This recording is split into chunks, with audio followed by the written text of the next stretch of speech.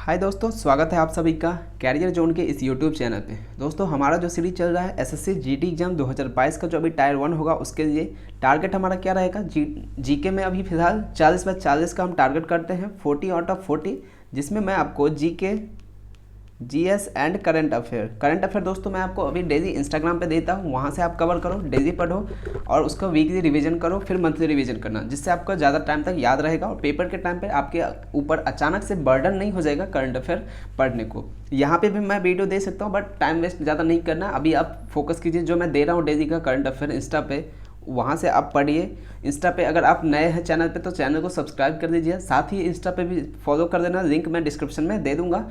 तो हमारे इंस्टा और टेलीग्राम दोनों से जुड़ जाना, वहाँ पे आपको करंट अफेयर और पीडीएफ वगैरह मिलता रहेगा। ठीक है, इससे पहले दोस्तों 3 सेशन हम कर चुके हैं ऑलरेडी, और आज ये हमारा डे नंबर 4 है, जिसमें फिर से हम 20 इंपॉर्टेंट क्वेश्चन करेंगे। और दोस्तों मैं ये कोशिश कर रहा हूँ आप सभी के लिए कि मॉर्निंग में भी एक साइंस की एमसीक्यूज़ के फॉर्म में दे दूँ। वो ज़्यादा से नहीं 8-10 मिनट का वीडियो रहेगा, जिसमें 10-15 क्वेश्चन, 20 क्वेश्चन जो भी पॉसिबल हो पाएगा वो दे दूँ, ताकि साइंस का भी रिवीजन चलता रहे। वैसे तो मैं इस वाली जो 9 बजे रात की जो क्लास होती है उसमें कवर कर दूँगा जीके के साथ में साइंस वगैरह भी, लेकिन साइंस के लिए एक अलग से वीडियो दे दूँगा सेपरेट में मॉर्निंग के टाइम में। तो वहाँ से आपका साइंस हो जाएगा, करंट अफेयर आपको इंस्टा से हो जाएगा। और जब पेपर आने वाला होगा दोस्तों, उस टाइम हम क्या करेंगे, आपको एक मैराथन क्लास दे देंगे करंट अफेयर का मंथ वाइज।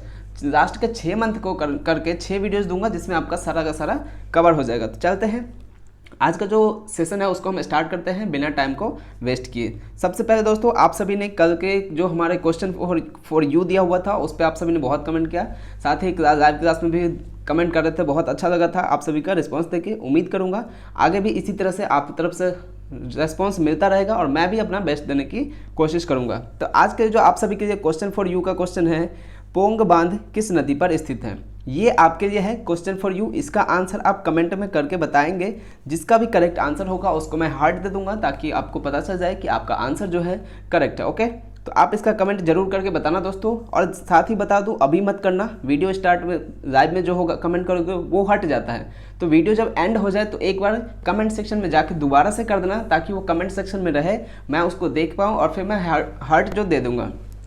साथ ही दोस्तों एक चीज़ और आप सभी से रिक्वेस्ट है, अभी हमारा चैनल क्या है, नया है, तो उसमें क्या है, सर्च लिस्ट में जब हम यूट्यूब पे सर्च करते हैं कैरियर जोन जब हम यूट्यूब पे सर्च करते हैं तो नहीं आता है, काफ़ी नीचे आता है। तो आप सभी से रिक्वेस्ट है, जब भी आपको दिन में टाइम मिले 1 मिनट 2 मिनट का, तो एक बार यूट्यूब पे जाके आप सर्च करना कैरियर जोन बाय विकास झा। ध्यान रहे विकास में VIKASH,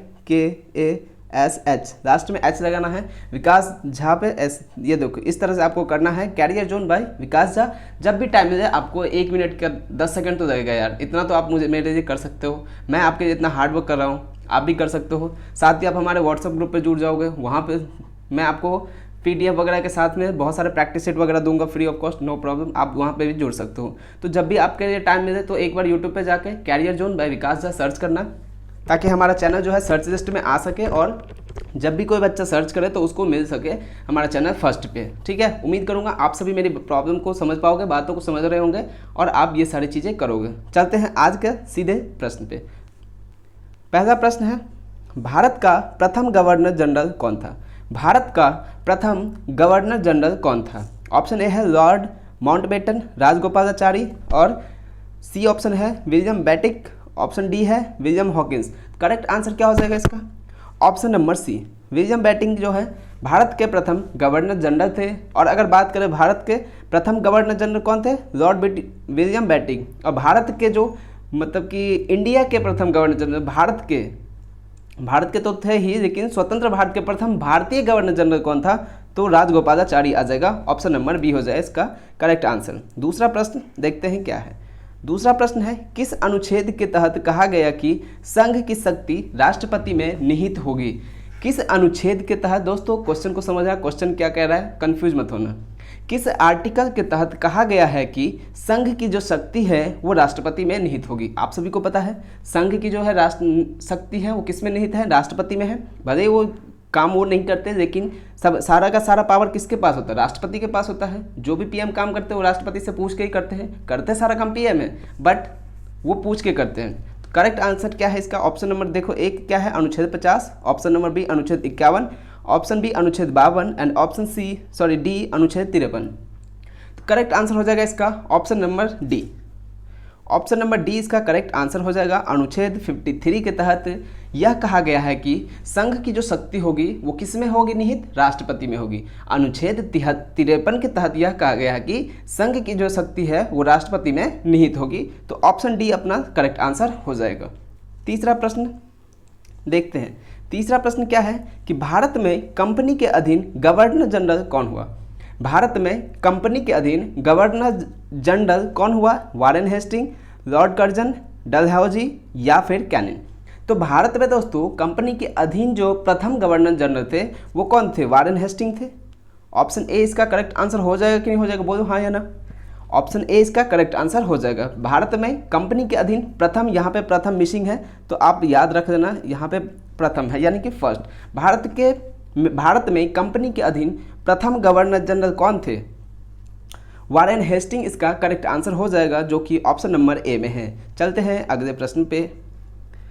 अगला है ईरान का नेपोलियन किसे कहा जाता है? आप सभी ने पढ़ा होगा अभी तक कि भारत का नेपोलियन किसे कहते हैं, लेकिन इस सवाल में है कि ईरान का नेपोलियन किसे कहते हैं? अहमद शाह अब्दाली, ऑप्शन बी है नादिर शाह, ऑप्शन सी है रजा शाह पहलवी, ऑप्शन डी है सद्दाम हुसैन। तो ईरान का जो नेपोलियन है किसे कहा जाता है? ऑप्शन नंबर बी इसका करेक्ट आंसर हो जाएगा। नादिर शाह का दोस्तों ईरान का नेपोलियन कहा जाता है। नादिर शाह को ईरान का नेपोलियन कहा जाता है, जो कि ऑप्शन नंबर बी में है। अगर दोस्तों बात करें कि भारत का नेपोलियन किसे कहा जाता है, तो भारत का नेपोलियन कौन था? समुद्रगुप्त था कि नहीं? बोलो। भारत का नेपोलियन कौन था? समुद्रगुप्त था। ईरान का नेपोलियन नादिर शाह। याद रहेगा ये दोनों चीज़ें, कन्फ्यूज मत होना कभी। जब भी ऑप्शन देखें याद रखना दोस्तों, जब भी पूछेगा ईरान का नेपोलियन तो ये चीज़ आपको जरूर देगा अहमद शाह अब्दाली का। तो इसमें कंफ्यूज मत होना क्योंकि ये बहुत कॉमन है। तो इस वजह से ध्यान रखना कि ईरान का नेपोलियन नादिर शाह, भारत का नेपोलियन समुद्रगुप्त। अगला प्रश्न क्या है 5वें नंबर का? ये कहता है कि भारत का नागरिक मूल अधिकार का हनन होने पर किस अनुच्छेद के तहत सर्वोच्च न्यायालय में अपील कर सकता है? भारत का नागरिक मूल अधिकार का हनन होने पर किस अनुच्छेद के तहत सर्वोच्च न्यायालय में अपील कर सकता है? अनुच्छेद 28, अनुच्छेद 32, अनुच्छेद 226 एंड अनुच्छेद 288। तो इसका करेक्ट क्या आंसर हो जाएगा? ऑप्शन नंबर बी इसका करेक्ट आंसर हो जाएगा। अनुच्छेद 32 के तहत दोस्तों भारत के जो नागरिक हैं वो मूल अधिकार का, अगर उनको लगता है कि उनका जो मूल अधिकार है उसका हनन किया जा रहा है, तो वो सर्वोच्च न्यायालय में अपील कर सकते हैं। किस अनुच्छेद के तहत? अनुच्छेद 32 इसका करेक्ट आंसर हो जाएगा, ऑप्शन नंबर बी। ओके, याद रहेगा ये चीज़ें। देखो पॉलिटी बहुत इंपॉर्टेंट है। आर्टिकल आजकल के एग्जाम में, हर एग्जाम में पूछा जाता है, तो इसलिए पॉलिटी का ज़्यादा क्वेश्चन कोशिश करेंगे ज़्यादा से ज़्यादा कवर करने का। और दोस्तों उम्मीद करूंगा आप सभी को वीडियो अच्छा लग रहा होगा, तो प्लीज़ लाइक कर दीजिएगा। आप सभी जितने लोग कमेंट कर रहे हो आप सभी का बहुत बहुत धन्यवाद। आप सभी का कमेंट बहुत से लोगों का करेक्ट आंसर है। ये 6 क्वेश्चन नंबर रिपीट हो गया, सॉरी दोस्तों, आप सभी से इस चीज़ के लिए माफ़ी मांगूंगा एक बार फिर से। देखते हैं अगला प्रश्न क्या कहता है? भारत का सबसे बड़ा गिरजाघर कौन सा है? भारत का सबसे बड़ा गिरजाघर कौन सा है? ऑप्शन ए है सेंट पीटर, ऑप्शन बी है सेंट लुइस, ऑप्शन सी है पादरी की हवेली, ऑप्शन डी है सेंट कैथेड्रल। तो दोस्तों भारत का जो सबसे बड़ा गिरजाघर है वो कौन सा है? ऑप्शन नंबर डी में है सेंट कैथेड्रल। सेंट कैथेड्रल जो है भारत का सबसे बड़ा गिरजाघर है। अगर बात करें वर्ल्ड का सबसे बड़ा कौन सा है, वर्ल्ड का कौन सा है, तो सेंट पीटर वर्ल्ड का सबसे बड़ा हो जाएगा। वर्ल्ड की बात करें तो सेंट पीटर हो जाएगा। अगर इंडिया की बात करें तो कौन सा होगा? Saint cathedral. Saint cathedral world, ये सेंट पीटर कहाँ पे है? वेटिकन सिटी में है। वेटिकन सिटी में सेंट पीटर है जो कि वर्ल्ड का सबसे बड़ा गिरजाघर यानी कि चर्च है। वहीं बात करें भारत का सबसे बड़ा गिरजाघर या चर्च कौन सा है? सेंट कैथेड्रल, जो कि कहाँ पे है? गोवा में है। ये चीज़ें आप दोनों चीज़ें याद रखना। ओके, चलते हैं 7वें प्रश्न पे, सॉरी 8वें प्रश्न पे। 8वां प्रश्न कहता है टंगस्टन का गलनांक लगभग कितना होता है? टंगस्टन का गलनांक लगभग कितना होता है? 3000 degree Celsius, 3500 degree Celsius, 4000 degree Celsius और 4500 डिग्री सेल्सियस। करेक्ट आंसर होगा इसका ऑप्शन नंबर बी, जो कि उसमें क्या है? 3500 डिग्री सेल्सियस। टंगस्टन का गलनांक दोस्तों कितना होता है? 3500 डिग्री सेल्सियस होता है। ऑप्शन बी इसका करेक्ट आंसर हो जाएगा। चलते हैं अगले प्रश्न पे। 9वां प्रश्न है, मानव शरीर का सर्वाधिक कोलेस्ट्रॉल बनाने वाला स्थान कौन सा है? मानव शरीर का सर्वाधिक कोलेस्ट्रॉल बनाने वाला स्थान कौन सा है, यानी कि कौन सा स्थान है शरीर में, ऐसा प्लेस है जहाँ पे मानव शरीर का सबसे ज़्यादा कोलेस्ट्रॉल बनता है? ऑप्शन ए है गुर्दा, ऑप्शन बी है अग्नाशय, ऑप्शन सी है अमाशय एंड ऑप्शन डी है यकृत। तो इसका करेक्ट आंसर हो जाएगा ऑप्शन नंबर डी, यकृत। दोस्तों सबसे ज़्यादा जो है कोलेस्ट्रॉल बनता है कहाँ पे बनता है? यकृत में है। ह्यूमन बॉडी में सबसे ज़्यादा कोलेस्ट्रॉल कहाँ बनता है? यकृत में बनता है। ऑप्शन नंबर डी इसका करेक्ट आंसर हो जाएगा। अगला प्रश्न क्या कहता है? अगला प्रश्न है, राष्ट्रीय आपात के समय किस अनुच्छेद में दी गई स्वतंत्रता समाप्त हो जाती है? राष्ट्रीय आपात जब लगता है 3 तरह के होते हैं, 352, 356 एंड 360। फिर कभी बात करेंगे इसके बारे में डिटेल में, अभी हम क्वेश्चन पे देखते हैं। राष्ट्रीय आपात के समय किस अनुच्छेद में दी गई जो स्वतंत्रता होती है वो समाप्त हो जाती है? अनुच्छेद 16, अनुच्छेद 18, अनुच्छेद 19 एंड अनुच्छेद 20। तो इसका करेक्ट आंसर क्या हो जाएगा दोस्तों? ऑप्शन नंबर सी इसका करेक्ट आंसर हो जाएगा, अनुच्छेद 19। राष्ट्रीय आपात जब लगता है किसी भी सिचुएशन में, उस समय में कौन सी अनुच्छेद 19 में जो दी गई स्वतंत्रता होती है वो ऑटोमेटिकली खत्म हो जाती है। तो करेक्ट आंसर हो जाएगा ऑप्शन नंबर सी, अनुच्छेद 29 इसका करेक्ट आंसर है। अगला प्रश्न है नाटो। आप सभी ने अभी सुना होगा दोस्तों, बहुत चर्चा में था NATO. North Atlantic Treaty Organization के नाम से इसका फुल फॉर्म होता है, याद रखना, नॉर्थ अटलांटिक ट्रीटी ऑर्गेनाइजेशन इसका फुल फॉर्म होता है। बहुत चर्चा में था जब यूक्रेन और रशिया के बीच में अभी क्या होता, वार स्टार्ट हुआ था, उस टाइम नाटो ये क्या करता है, इसके जो मेंबर हैं उस कंट्री पे अगर कोई दूसरे देश या सब अगर कोई भी अटैक करता है तो ये सारे कंट्री मिल के मारते हैं उसको। सारे इसके जितने भी इसके संगठन से जो जुड़े हुए हैं, उस किसी भी एक कंट्री पे अगर कोई भी कंट्री अटैक करता है किसी भी वजह से, तो नाटो के जितने भी सदस्य थे सारे के सारे कंट्री मिल करके उस जो सामने वाला अटैकर कंट्री है उसके ऊपर अटैक करता है और उसको धुआं कर देता है। तो ये होता है नाटो में जुड़ने का फ़ायदा। तो देखते हैं क्वेश्चन क्या है कि नाटो की स्थापना कब हुई थी? 4 अप्रैल 1949, 14 अप्रैल 1949, 24 अप्रैल 1949 और 14 अप्रैल 1950। तो नाटो की जो स्थापना हुई थी दोस्तों कब हुई थी? 4 अप्रैल 1949 को हुई थी। इसका करेक्ट आंसर हो जाएगा ऑप्शन नंबर ए, इसका करेक्ट आंसर है 4 अप्रैल 1949 को नाटो की स्थापना हुई थी। एक बार फिर से बताता हूँ, नाटो का जो फुल फॉर्म है क्या है? North Atlantic Treaty Organization. याद रहेगा दोस्तों। और जिस तरह से नाटो जो अटैक करने वाले को धुआं कर देता है, उसी तरह से आपको भी दोस्तों जीके को धुआं कर देना है। इस बार एसएससी जीडी में जीके को एकदम से उड़ा देना, टेंशन ही नहीं देना है, ठीक है। चलते हैं अगला प्रश्न पे। देश का पहला विद्युत संयंत्र की स्थापना कब हुई थी?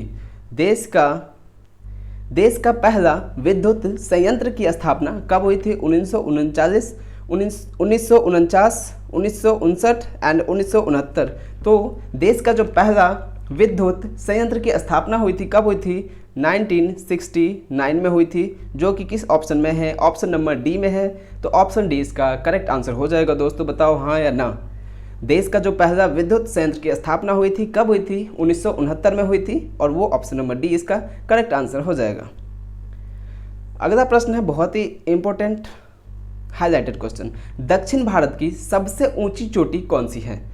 दक्षिण भारत की सबसे ऊंची चोटी कौन सी है? ऑप्शन ए है अनाईमुड़ी, ऑप्शन बी है दोदा बेटा, ऑप्शन सी है धूपगढ़ एंड ऑप्शन डी है अमरकंटक। इसका करेक्ट आंसर क्या हो जाएगा? Option number A. Famous question है, कॉमन क्वेश्चन है, सभी को पता होगा लगभग। तो आपको भी मुझे लगता है कि पता होगा, ज़्यादा लोगों को नहीं पता है तो अभी पता चल जाएगा कि दक्षिण भारत की जो सबसे ऊंची चोटी है कौन सी? अनाईमुड़ी है। ऑप्शन ए इसका करेक्ट आंसर हो जाएगा। उम्मीद करता हूँ दोस्तों आप सभी को वीडियो अच्छी लग रही होगी, आप सभी की एंजॉय कर रहे होंगे वीडियो को। तो वीडियो को अगर अच्छी लग रही तो लाइक कर दीजिएगा, साथ ही अपने दोस्तों से चाहे तो शेयर कर सकते हैं, चॉइस आपके ऊपर है। नेक्स्ट क्वेश्चन है, बिना ताज का बादशाह किसे कहा जाता है? बिना ताज का बादशाह किसे कहा जाता है? ऑप्शन ए है रविंद्रनाथ टैगोर, ऑप्शन बी है Raja Ram Mohan Roy, option C Surendranath Banerjee and option D Dayanand Saraswati. तो इसका करेक्ट आंसर क्या हो जाएगा? ऑप्शन नंबर सी हो जाएगा इसका करेक्ट आंसर। सुरेंद्रनाथ बनर्जी को बिना ताज का बादशाह कहा जाता था। सुरेंद्रनाथ बनर्जी को बिना ताज का बादशाह कहा जाता था। ऑप्शन सी इसका करेक्ट आंसर हो जाएगा। अगला प्रश्न है बहुत ही है फेमस क्वेश्चन है, स्टार मार्क कर रहा हूँ। क्वेश्चन है कि कलकत्ता में सुप्रीम कोर्ट की स्थापना कब हुई थी। पूछा जाता है दोस्तों, याद रखना बहुत इंपॉर्टेंट है। कलकत्ता में सुप्रीम कोर्ट की स्थापना कब हुई थी? 1774, 1814, 1838 या फिर 1867। तो इसका करेक्ट आंसर क्या हो जाएगा? ऑप्शन नंबर ए 1774 में दोस्तों कलकत्ता में सुप्रीम कोर्ट की स्थापना की गई थी। कलकत्ता में सुप्रीम कोर्ट की स्थापना कब की गई थी? 1774, 1774 में किया गया था। ऑप्शन ए इसका करेक्ट आंसर हो जाएगा। 16 क्वेश्चन है, बहुत ही इंपॉर्टेंट क्वेश्चन है, अच्छा क्वेश्चन है। पोंग बांध किस नदी पर स्थित है? पोंग बांध किस नदी पर स्थित है? ऑप्शन ए है रावी, ऑप्शन बी है चिनाब, ऑप्शन सी है ब्यास और ऑप्शन डी है सतलज। तो पोंग बांध दोस्तों, पोंग बांध किस नदी पर है? ऑप्शन सी इसका करेक्ट आंसर हो जाएगा, ब्यास नदी पर स्थित है। पोंग बांध ब्यास नदी पर स्थित है, ऑप्शन सी इसका करेक्ट आंसर हो जाएगा। अगला है फिर थीन बांध। अभी पोंग बांध की बात किए थे, कहाँ पे था? ब्यास नदी पे था। अब बारी आई है थीन बांध की। थीन बांध किस नदी पर स्थित है? चिनाब नदी पर, रावी नदी पर, ब्यास नदी पर, सतलज नदी पर। तो थीन बांध किस पे है दोस्तों? ऑप्शन बी क्या है? रावी नदी। थीन बांध रावी नदी पर है और पोंग बांध ब्यास नदी पर। दोनों थोड़ा सा छोटा सा क्वेश्चन है, बहुत इंपॉर्टेंट है, कन्फ्यूजन वाला है, याद रखना, कन्फ्यूज नहीं होना आपको। पोंग बांध पूछे ब्यास नदी, थीन बांध पूछे रावी नदी। ओके, चलते हैं 18वें प्रश्न पे। 18वां है, माप तौल की दशमलव प्रणाली किस देश की देन है? माप तौल की जो दशमलव प्रणाली है वो किस देश की देन है? ऑप्शन ए है अमेरिका, ऑप्शन बी है भारत, ऑप्शन सी है फ्रांस, ऑप्शन डी है चाइना। तो माप तौल की जो दशमलव प्रणाली है वो किसकी देन है? फ्रांस की है। ऑप्शन डी इसका करेक्ट आंसर हो जाएगा। फ्रांस जो है माप तौल की दशमलव प्रणाली को दिया था, रिप्रेजेंट किया था पूरे वर्ल्ड को में, फिर वो यूज में दिया गया। 19वां प्रश्न है, विश्व में सर्वप्रथम आर्थिक नियोजन की शुरुआत किस देश में की गई? विश्व में सर्वप्रथम आर्थिक नियोजन की शुरुआत किस देश से की गई? ऑप्शन ए है सोवियत रूस, option B Britain, option C America, option D China. Soviet रूस, पहले इसको USSR के नाम से जाना जाता था, अब इसको रसिया के नाम से जाना जाता है। सोवियत रूस या फिर रसिया एक ही है, ठीक है। विश्व में सर्वप्रथम आर्थिक नियोजन की शुरुआत किस देश में हुई थी? तो इसका करेक्ट आंसर हो जाएगा ऑप्शन नंबर ए रसिया। रसिया इसका करेक्ट आंसर है। विश्व में सर्वप्रथम आर्थिक नियोजन की शुरुआत कहाँ पे हुई थी? रसिया में हुई थी, सोवियत रूस में। तो या फिर आपको दे देगा ऑप्शन में USSR करके, तो कंफ्यूज नहीं होना, रसिया है, USSR को भी रसिया कहते हैं अभी। 20वां प्रश्न है, प्रथम वित्त आयोग का गठन कब किया गया? प्रथम वित्त आयोग का गठन कब किया गया? 1949, 1951, 1953 या फिर 1955? इसका करेक्ट आंसर क्या हो जाएगा? ऑप्शन नंबर बी 1951 में। 1951 में दोस्तों विश्व का प्रथम 1951 में प्रथम वित्त आयोग का गठन किया गया था। तो इसका correct answer option number B हो जाएगा। तो दोस्तों 20 का क्वेश्चन था हमारा, 20 ही क्वेश्चन था, डेली हम 20 क्वेश्चन करते हैं, तो आज का क्वेश्चन जो है कंप्लीट होता है। तो अगर वीडियो अच्छा होगा तो लाइक कर देना, शेयर करना और सब्सक्राइब कर देना। साथ ही मैंने आपसे एक रिक्वेस्ट किया था कि अगर आपको दिन में जब भी 1-2 मिनट का टाइम मिले, यूट्यूब पे जाके आप सर्च करना कैरियर जोन बाय विकास झा। इससे क्या होगा, थोड़ा सा हमारा चैनल जो है ना सर्च लिस्ट में आएगा और ज़्यादा से ज़्यादा लोगों तक रीच पहुंच पाएगी, ताकि जब भी कोई दूसरा बंदा नया व्यक्ति सर्च करेगा तो उसको टॉप पे मिल जाएगा। अभी हमारा पेज जो है दोस्तों चैनल नीचे आता है, जिस वजह से काफ़ी लोग को मिल नहीं पाता है। तो इसलिए आप सभी से रिक्वेस्ट है, सपोर्ट चाहिए तो सपोर्ट आपको इतना थोड़ा सा करना पड़ेगा। आप सभी जाइए, जब भी टाइम मिले, दिन में 2 बार 4 बार 5 बार 1 मिनट तो लगेगा, 10 सेकंड 20 सेकंड, जाके आप सर्च कर सकते हैं कैरियर जोन बाय विकास झा, ताकि और लोगों को हेल्प मिल सकते है। तो मिलेंगे अगले वीडियो में दोस्तों। और क्वेश्चन फॉर यू जो दिया था उसका आंसर सभी को कमेंट में करना है वीडियो एंड हो जाने के बाद, और जिसका करेक्ट होगा मैं उसको हार्ट दे दूंगा, ताकि आप समझ जाना करेक्ट आंसर क्या है और क्या नहीं है। ओके, मिलेंगे कल के वीडियो में, तब तक बाय बाय, टेक केयर।